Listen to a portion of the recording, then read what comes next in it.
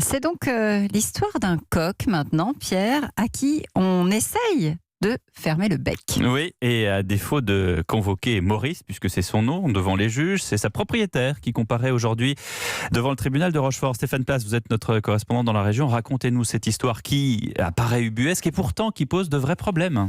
Oui, parce que là, ce n'est pas le bouchon que Maurice pousse un peu trop loin, mais le champ, celui de ce coq de Saint-Pierre-d'Oléron, indispose sérieusement des voisins. Quand ce couple rejoint sa résidence secondaire sur l'île, les cocoricots de Maurice lui sont absolument insupportables, à tel point qu'il demande, dès le printemps 2017, que l'on mette fin à cette symphonie campagnarde. Nuisance insupportable à quelques mètres de leur fenêtre, la propriétaire du gallinacé riposte et mobilise, pétition recueillant des milliers de signatures, appel au maire qui prend un arrêté pour préserver les modes de vie liés à la campagne, et notamment pour ce qui concerne la présence des animaux de ferme. Et en mai dernier, une assignation en justice tombe, d'où le rendez-vous de ce matin devant le tribunal d'instance de Rochefort.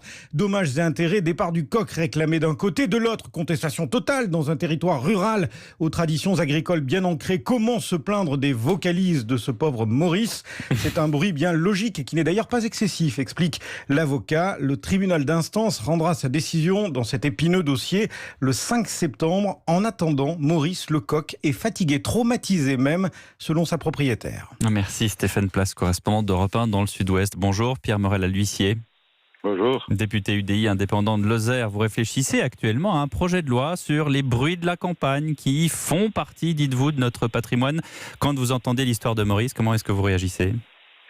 Écoutez, mon travail de législateur, c'est de regarder le nombre d'affaires qui égrènent ces dernières années à la fois des problèmes de voisinage et la mise en cause de maires qui peuvent ne pas exercer leur pouvoir de police sur la tranquillité publique, et puis voir ce que les juridictions peuvent décider. Et s'il y a un manque dans la législation, je déposerai le texte que je suis en train de préparer pour faire reconnaître comme patrimoine immatériel les sons, les odeurs, la réalité des traditions du milieu rural. Oui, ça vaut effectivement aussi, si mes souvenirs sont bons, pour les cloches des vaches, pour les clochers parfois des églises. On a eu le problème sur la commune des Bondons, à côté de Florac, dans les Cévennes. L'année dernière, des vacanciers se plaignaient de la petite cloche de la chapelle qui existe depuis plus de 100 ans. À un moment donné, quand on arrive sur des territoires, il y a la réalité de la vie de tous les jours, il y a des gens qui vivent tous les jours. Et alors je comprends que quelqu'un qui allume une tronçonneuse à 7h du matin, ça c'est pas acceptable. Mais les sons de la campagne, il faut respecter. Votre projet de loi, c'est concret. Qu'est-ce que ça risque de changer ?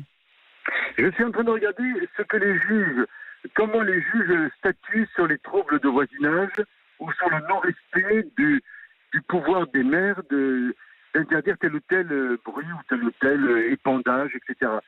Si vraiment je m'aperçois qu'il manque quelque chose dans la législation française, il faudra compléter. Et le deuxième aspect, c'est que je pense qu'il faut, comme à l'instar de ce qu'on fait au niveau de l'UNESCO, il y a des inventaires de production du patrimoine. Et je vois avec le ministère de la Culture comment mettre dans un inventaire un certain nombre de choses qui font les traditions de nos territoires. Ce serait très dommage que pour des raisons d'évolution sociologique, on abîme les traditions rurales. Eh bien, merci beaucoup Pierre Morel à l'huissier, député UDI et indépendant de Lozère.